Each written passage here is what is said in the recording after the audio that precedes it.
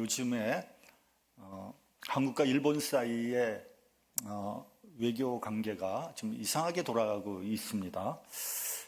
과거에는 진보건 보수건 간에 일본에 대해서는 일관된 정책 방향이 있었는데 윤석열 대통령 정부가 들어오면서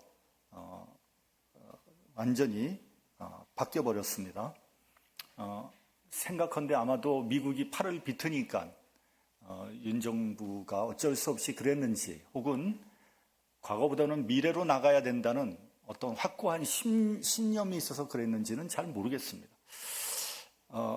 어쨌든 그렇게 한번 밀리니까 후쿠시마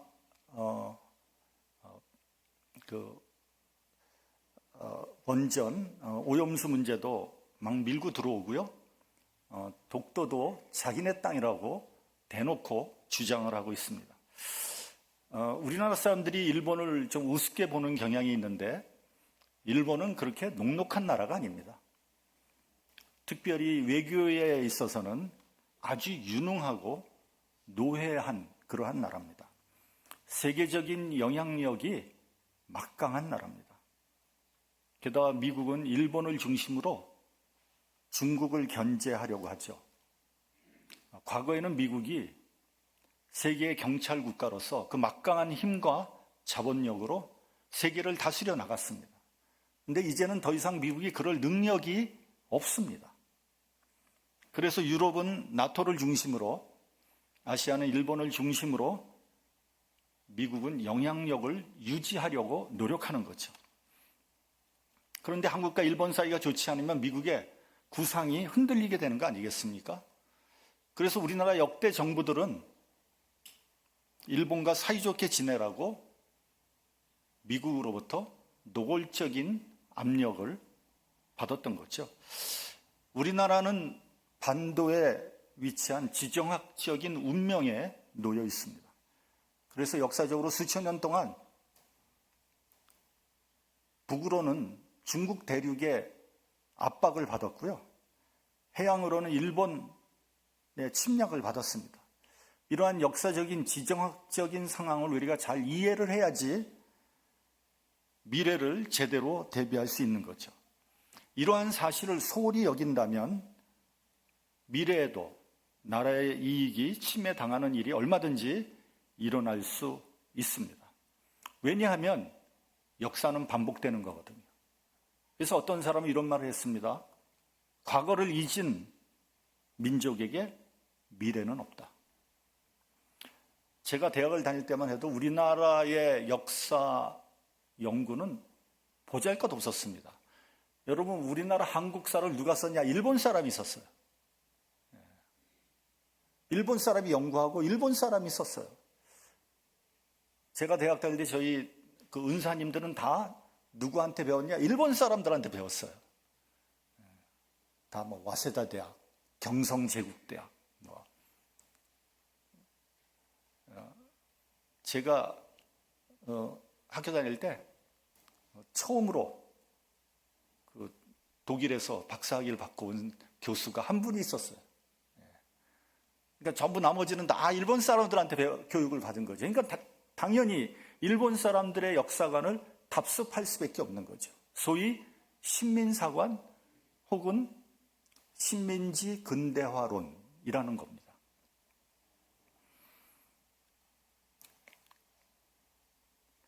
다시 말하면 일본의 한국 지배가 정당했고, 더 나아가서 일본의 식민지로 있었기 때문에 한국이 근대화되었다는 그런 이론이에요. 한국은 일본에 의해서 발전되었고 혜택을 받았으니 감사해야 된다, 이렇게 생각을 한 겁니다. 그러나 그것은 순전히 일본 사람의 관점에서 바라본 거예요. 예를 들면 이런 거예요. 일본 사람들이 한국에서 생산된 쌀을 많이 수탈해 갔잖아요. 그래서 발달된 항구가 있어요.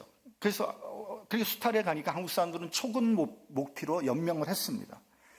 특히 전라도 땅에서 생산된 쌀을 많이 가지고 갔어요. 그래서 발전된 항구가 어디입니까?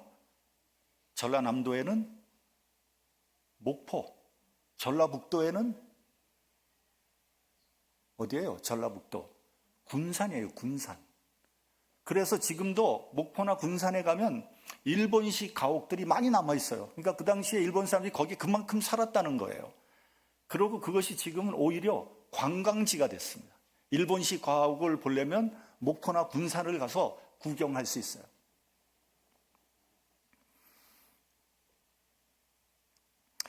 그러면 군산이나 목포라는 항구가 발전된 것을 일본에게 감사해야 되겠습니까? 말도 안 되는 거죠. 그것은 일본이 한국에서 쌀을 빼앗아 가기 위해서 항구를 발전시킨 거예요. 순전히 일본을 위한 것이지 우리나라의 입장에서 보면 고통과 순환의 역사죠. 매사가 그렇습니다.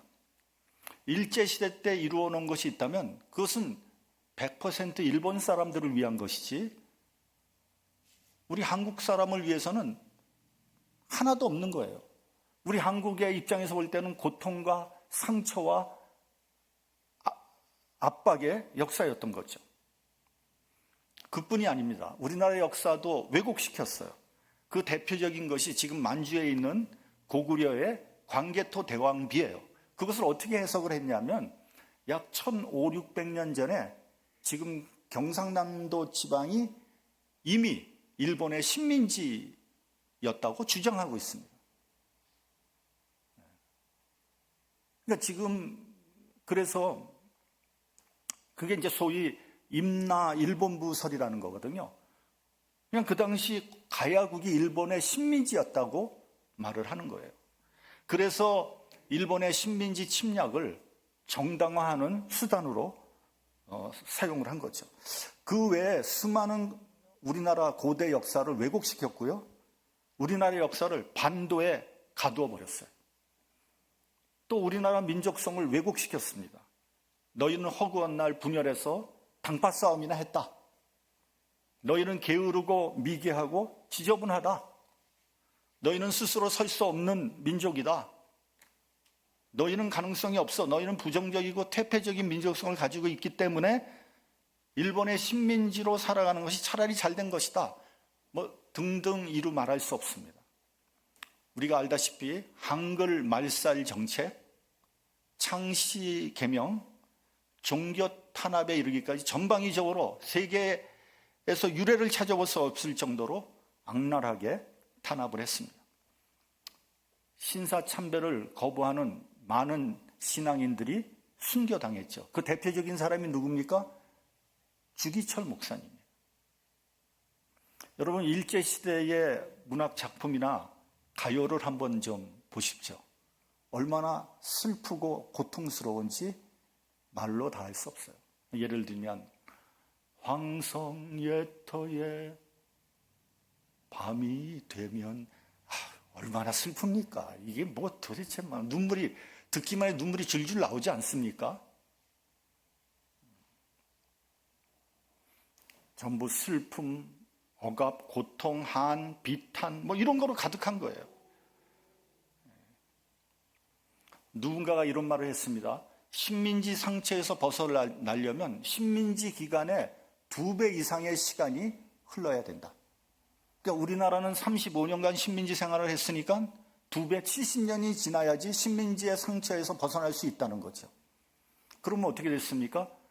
우리가 1945년에 해방됐으니까 플러스 70년, 2015년에 그 상처에서 완전히 회복할 수 있다는 거죠. 그 말이 일리가 있는 것 같아요. 그래서 이제는 그런 데서 완전히 벗어났겠거니 생각을 했는데 2023년 또다시 식민사관의 망령에 시달리고 있으니까 참 기가 막힌 일이죠. 대표적인 항일 저항 시인 윤동주의 서시라는 시를 한번 읊어보겠습니다. 죽는 날까지 하늘을 우러러 한 점 부끄러움이 없기를. 잎새에 이는 바람에도 나는 괴로워했다. 별을 노래하는 마음으로 모든 죽어가는 것을 사랑해야지. 그리고 나에게 주어진 길을 나는 걸어가야겠다. 오늘 밤에도 별이 바람에 스치운다. 여러분, 이 시를 한번 조금 해석을 하면 이런 거예요. 나는 내 인생을 부끄러움 없이 살고 싶다 이런 얘기예요. 그런데 잎새에 바람이 부는데도 나는 괴로워했다는 거예요. 왜 괴롭습니까? 그 엄혹한 일제시대 때 그들의 그 악랄한 핍박에 자꾸 자기 자신이 무너지거든요. 자꾸만 굴복하거든요. 그러니까 너무 괴로운 거예요. 그래서 별을 노래하는 모든 죽어가는 것을 사랑해야지. 많은 것이 죽어가고 있어요. 정신도 죽어가고요. 사람들도 죽어가고 우리의 문화도 죽어가고 그런 죽어가는 것들을 사랑해야지. 그리고 나에게 주어진 길을 나는 걸어가야 되겠다. 다시 한번 다짐하는 거예요. 나의 사명, 나의 의무, 다시 내가 일어나서 내 길을 걸어가야지. 이렇게 다짐하는 거예요. 오늘 밤에도 별이 바람에 스치운다. 그러면 여러분, 이런 일본과의 관계를 어떻게 해결해야 합니까? 저는 개인적으로 예루살렘 통곡의 벽에 쓰여져 있다는 구절이 해답이라고 생각합니다. 600만 이상의 유대인들을 학살한 독일인에 대해서 용서는 하되 잊지는 말자. Forgiveness without forgetting. 여러분, 워싱턴 DC에 가면 마틴 루터 킹 목사님의 기념관이 있습니다. 그곳에는 킹 목사님의 어록이 있는데 이런 글귀가 있다고 합니다.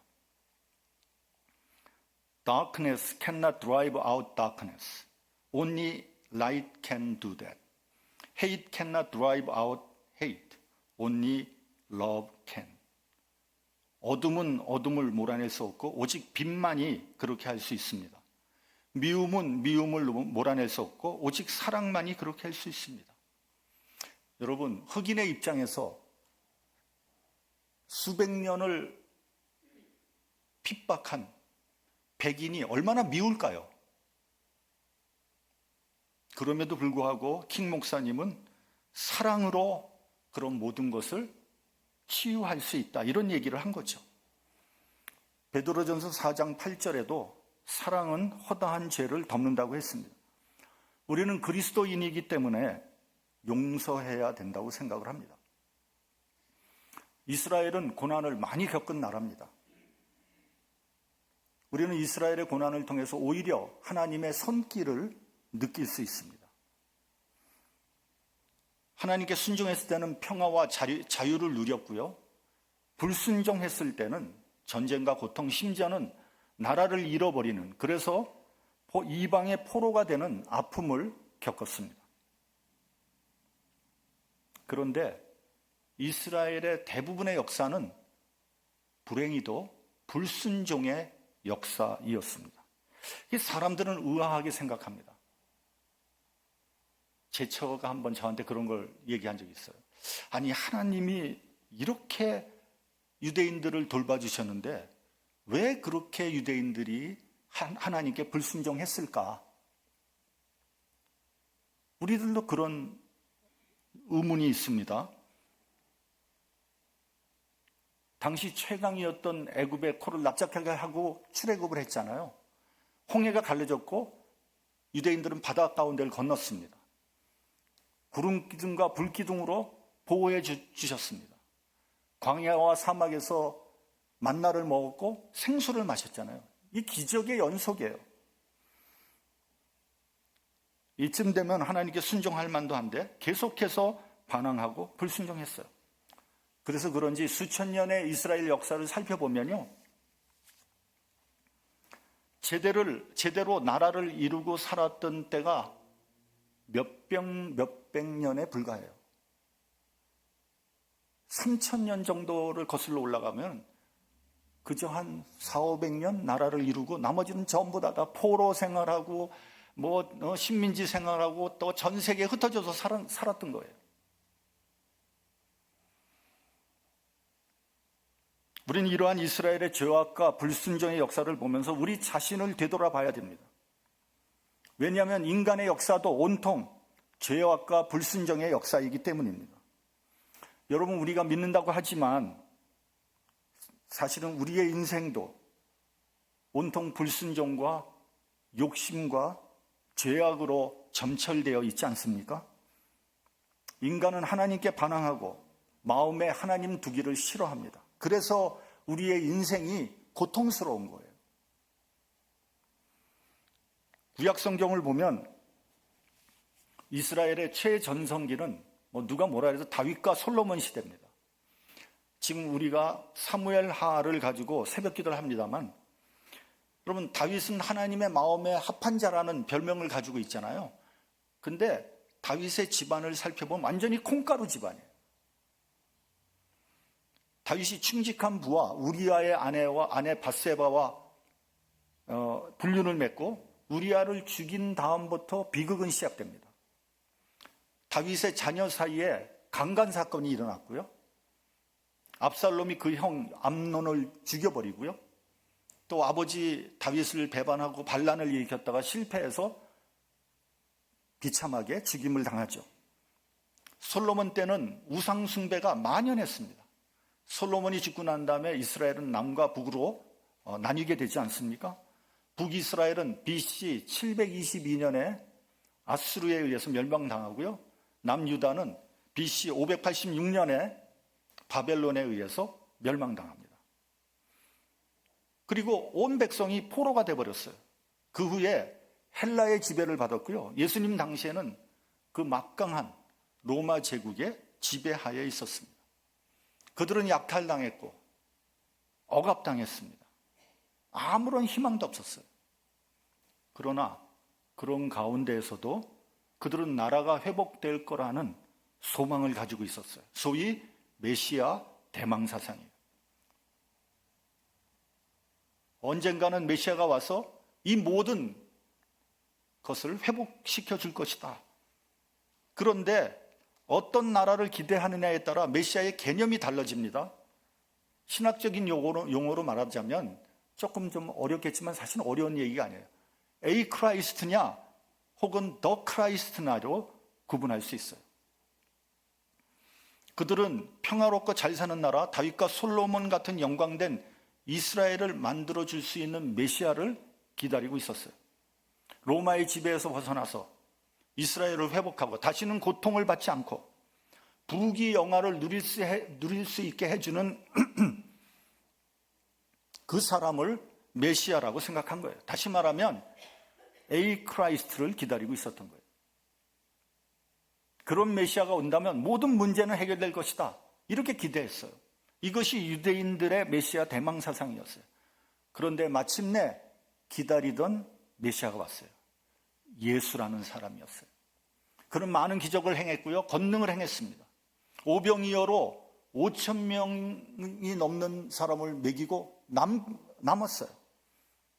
물 위를 걸었습니다. 병을 고치고 귀신을 내쫓고 죽은 자를 살렸습니다. 그가 메시아임에 틀림이 없었어요. 예수님은 로마를 물리치고 메시아가 다스리는 나라를 만들 것이라는 사실을 의심하는 사람은 없었어요. 그래서 사람들이 구름같이 몰려들었습니다.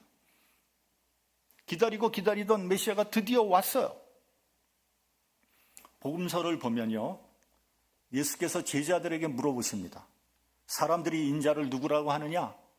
여러분, 예수님이 자기의 명성을 확인해 보고 싶어서 물어본 거 아니에요.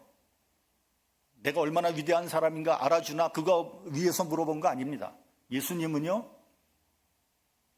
예수를 사람들이 어떤 메시아로 알고 있는가를 알고 싶었던 거예요. 제자들이 대답합니다. 더러는 세례 요한, 더러는 엘리야, 어떤 애는 예레미야나 선지자 중에 하나라고 하더이다. 사람들이 예수님을 더 크라이스트가 아니라 어 크라이스트로 본 거예요.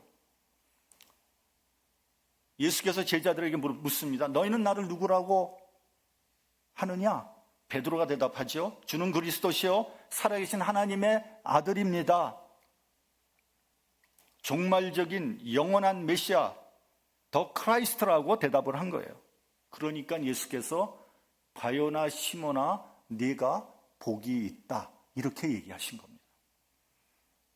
그렇다면 여러분, 내가 믿는 예수님은 누굽니까? 크라이스트입니까? 아니면 더 크라이스트입니까? 나에게 번영과 축복을 가져다 주는 현실적인 메시아입니까? 아니면 나의 죄를 위해서 죽으시고 부활하신 종말적인 심판주 메시아입니까? 나의 육체적인 문제는 물론이요, 나의 영적인 영원한 문제를 해결해 주실 메시아로 알고 있습니까? 우리가 한번 깊이 생각해 봐야 합니다. 그런데 이게 웬일입니까? 그렇게 애타게 기다렸던 메시아가 십자가에 못 박혀서 허무하게 죽고 말았습니다. 이게 도대체 어떻게 된 일입니까? 메시아가 다스리는 나라는 물 건너 가버렸어요. 저들의 실망은 이만저만이 아니었습니다. 그래서 누가복음 24장에 보면 엠마오로 가던 예수님의 두 제자가 이렇게 말을 합니다. 우리는 이 사람이 이스라엘을 구속할 자라고 바랐노라. 그런데 그만 십자가에서 비참하게 죽고 말았습니다. 몇몇 사람들이 예수께서 부활하셨다고 하는데 나는 도대체 그 말이 무슨 말인지 모르겠습니다. 그러자 예수께서 이렇게 말씀하십니다. 25절, 26절을 보면 미련하고 선지자들의 말한 모든 것을 마음에 더디 믿는 자들이요, 그리스도가 이런 고난을 받고 자기 영광에 들어가야 할 것이 아니냐. 다시 말하면 왜 고난의 메시아를 모르느냐, 고난의 메시아를 통해서 영광의 메시아로 들어가게 되는지를 왜 모르느냐고 책망하신 거예요. 그리고 모든 성경에 쓴 바 자기에 관한 것을 자세히 설명하셨다라고 되어 있습니다. 저들은 예수님이 모든 문제와 부조리를 해결할 것이라고 철석같이 믿었어요. 예수님이라면 로마의 핍박에서 그 압제에서 구해줄 것을 믿었습니다. 예수님께서 말씀을 전하시고 이적을 행하심으로 인기가 날로 높아졌어요. 온 백성의 마음이 예수님께로 향하게 되었어요. 이제 바야흐로 때는 무르익었습니다. 이 인기를 등에 업고 이스라엘을 회복하려고 한 거죠. 소위 혁명을 생각한 거예요. 예수님의 제자들은 바로 그런 사람들이었어요. 가룟 유다는 이러한 정치적인 혁명이 좌절되자 예수님을 은 30의 대제사장에게 팔아버리고 말았어요. 다 끝났다, 이런 의미예요. 좌절한 겁니다. 아마도 베드로도 그런 마음을 가지고 있었을 거예요. 그래서 갈릴리 호수로 고기 잡으러 간 것이죠. 그런 것을 유추할 수 있는 부분들이 성경에 많이 나와 있습니다. 우리 본문 6절을 한번 같이 봉독을 하겠습니다. 본문 6절. 자, 시작. 저희가 모였을 때에 예수께 묻자와 가로되 주께서 이스라엘 나라를 회복하심이 이때니까 하니. 제자들이 예수께 물어봅니다. 주께서 이스라엘 나라를 회복하심이 이때입니까? 여러분, 제자들이 왜 이런 질문을 한 것일까요? 예수께서 부활하시고 난 다음에 제자들이 이런 질문을 한 거예요. 제자들은 예수께서 이스라엘을 회복하실 것이라고 굳게 믿었어요. 그렇게 할 수 있는 충분한 능력이 있다고 생각했어요. 그런데 십자가에서 돌아가 버리셨잖아요. 제자들은 좌절했어요. 뿔뿔이 흩어졌습니다. 그런데 놀랍게도 사흘 만에 부활하셨어요. 얼마나 깜짝 놀랐겠어요? 상황이 완전히 반전이 된 거예요. 그래서 이제야말로 예수께서 이스라엘을 회복하실 것이다. 다윗의 왕국과 같은, 아니 그보다 더 강력한 시온의 왕국을 만들 것이다. 그래서 물어본 거예요. 그런데 예수께서 엉뚱한 대답을 하시는 거예요. 동문서답을 하십니다. 7절을 보면 이렇게 돼 있어요. 때와 기한은 아버지께서 자기 권한에 두셨으니 너희 알 바 아니요. 우리 8절을 같이 봉독을 하기. 8절. 자, 시작. 오직 성령이 너희에게 임하시면 너희가 권능을 받고 예루살렘과 온 유대와 사마리아와 땅끝까지 이르러 내 증인이 되리라 하시니라. 그러니까 언제 이스라엘을 회복하시겠습니까? 그러니까 첫 번째는 그 때와 기한은 아버지에게 있으니까 너희 알 바 아니다. 두 번째는 너희가 성령을 받고 땅끝까지 이런 내 증인이 돼야 된다. 이 말을 하신 거예요. 이게 좀 질문하고 좀 잘 안 맞잖아요. 근데 여러분, 동문서답 같지만 깊이 생각해 보면 구체적인 방법을 알려주신 거고요. 궁극적인 해답을 주신 거예요. 그러니까 이 예수님 말씀 속에서 두 가지를 우리가 생각해 봐야 됩니다. 첫째는 때와 기한은 아버지의 권한이라는 거예요. 그러니까 여러분, 나라가 흥하는 것도 나라가 망하는 것도 다 하나님 손에 달려 있는 거예요. 하나님은 역사의 주인이에요. 역사의 수레바퀴를 돌리는 분은 하나님이에요. 요즘 한국이나 미국이나요, 이 정치 문제 때문에 너무 사람들이 스트레스를 받는 것 같아요. 그래서 교회에서 정치 문제 얘기하면 안 돼요. 싸움 납니다. 얘기하다 보면 막 열받고 말이죠. 서로 싸움, 소리가 높아지고 싸웁니다. 가정에서도 얘기하면 안 된다는 거예요. 아버지하고 아들이 싸운다는 거예요. 이 정치 문제로. 그런데 여러분, 이렇게 생각해야 돼요. 트럼프가 미국의 대통령이 된 것도, 이어서 바이든이 대통령이 된 것도 하나님의 뜻이에요. 한국에서 문재인 대통령이 물러나고 윤석열 대통령이 된 것도 하나님의 역사인 거예요. 누가 하나님의 뜻을 거슬릴 수 있겠습니까? 그러므로 싸울 필요 없어요. 받아들여야 합니다. 도도히 흐르는 역사의 물결을 누가 막을 수 있겠습니까? 역사 안에는 하나님의 뜻이 있는 거예요. 그렇다고 해서 인간의 의지를 완전히 무시하자는 말은 아닙니다. 인간의 의지를 초월하는 절대적인 하나님이 계시다는 거예요. 그렇기 때문에 우리는 하나님만을 두려워해야 돼요. 우리의 몸과 영혼을 능히 지옥에 멸하시는 하나님만을 두려워하시길 바랍니다. 둘째는 복음을 전하라고 말씀하시는 거예요. 땅끝까지 이르러 내 증인이 되리라고 했어요. 복음이 만방에 전해져 땅끝까지 이뤄야 돼요. 여기에 문제 해결이 있는 겁니다. 여러분, 복음의 증인이 된다는 게 무슨 의미입니까? 어떤 사람이 복음의 증인입니까? 복음을 들고 저기 아프리카 혹은 저 모슬렘 지역에 가가지고 복음을 증거하다가 순교하는 게 복음의 증인입니까? 예, 그래요.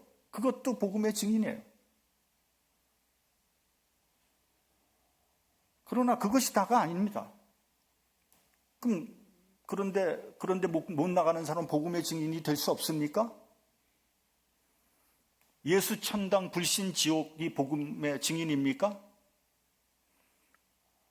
그 구호는 우리나라 초대교회 때 유효한 구호였죠. 이제는 더 이상 유효하지 않습니다.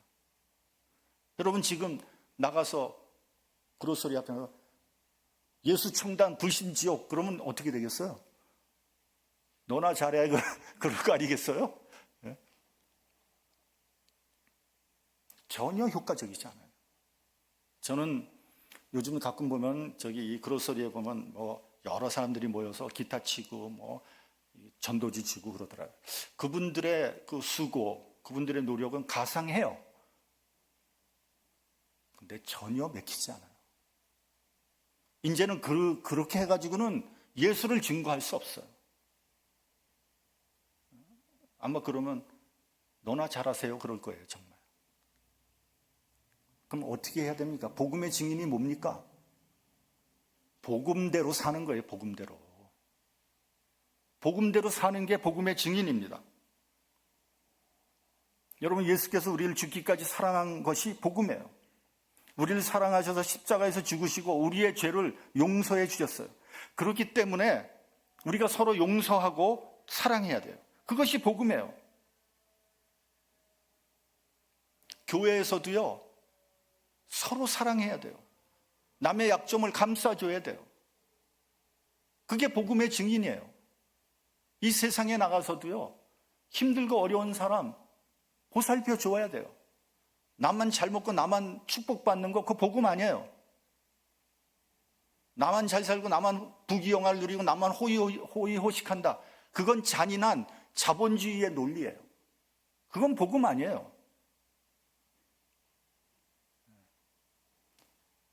여러분, 우리가 그리스도인답게 살고 있나 스스로 한번 생각해 보세요.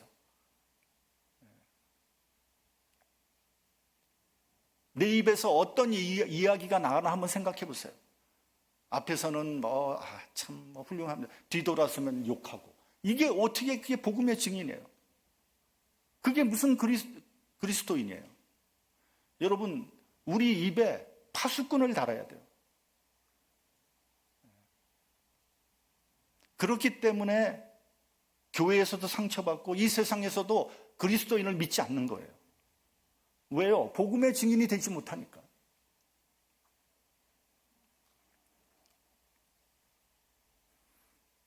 여러분, 번영하는 것보다 더 중요한 것은 의롭게 사는 거예요. 잘 살기를 바라기보다 진리대로 살기를 바라십시오. 미국이 온 세계를 지배하기를 바라지 마세요. 온 세계에 복음을 전할 수 있는 증인의 나라가 되기를 바라십시오. 저는 근래에 미국이 나가는 방향이 너무 마음에 안 들어요. 솔직히. 여러분, 총기 사고가 매일 일어나고 수많은 사람들이 총기에 의해서 죽어가는데 총기 규제 법도 제정할 수 없는 나라가 미국이에요, 지금. 이게 도대체 어떻게 된 겁니까? 이게 무슨 그리스도인의 나라예요? 지금 전 세계에서 미국을 신뢰하지 않아요. 미국은 신뢰를 잃어버렸어요. 왜냐하면 모든 것을 미국 유익에만 매몰돼서 다른 나라의 사정은 신경도 쓰지 않아요. 남이야 죽던 살던 상관하지 않아요. 아메리카 퍼스트. 그게 무슨 놈의 정책입니까? 그게. 아직도 미국이 세계에서 가장 강하잖아요. 경제력도 세고 군사력도 세고 모든 게 아직도 슈퍼파워잖아요. 그러면 힘들고 어려운 나라, 불쌍한 백성들을 좀 돌봐주고 그래야 될 거 아닙니까? 아메리카 퍼스트가 뭡니까? 아메리카 퍼스트가. 여러분, 지금 미국 여권을 가지고 나가면요, 환영하지 않습니다.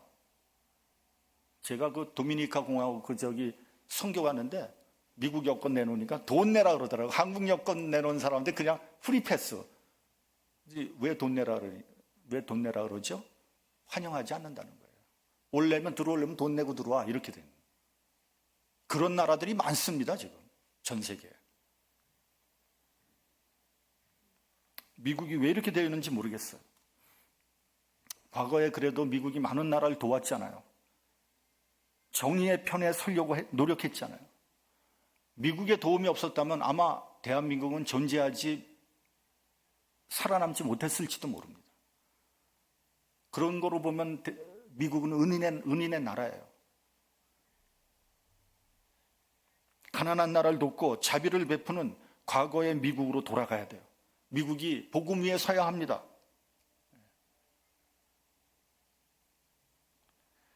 본질을 회복해야 돼요. 그것이 증인의 삶이에요. 로마서 8장 22절을 보면 피조물이 다 이제까지 함께 탄식하며 함께 고통하는 것을 우리가 아나니 라고 말씀하고 있습니다. 해결책은요, 말씀에 있고 성령에 있어요. 이는 힘으로 되지 않고 능으로도 되지 않고 오직 나의 신으로 되느니라 이렇게 말씀하셨습니다. 오직 하나님의 영으로 가능한 거예요. 문제는 우리예요. 납니다. 사람이에요. 올바른 판단해야 되고요. 끊임없는 자기 개혁을 해야 돼요. 각자가 복음의 증인으로 살아야 돼요. 내가 지금 복음에 걸맞는 삶을 살고 있는지, 물론 그렇게 못 살죠. 그렇게 살려고 노력하는지, 그럴 때 하나님의 나라가 이루어지는 거 아니겠습니까? 그럴 때 우리 교회가 작은 천국이 되지 않겠습니까?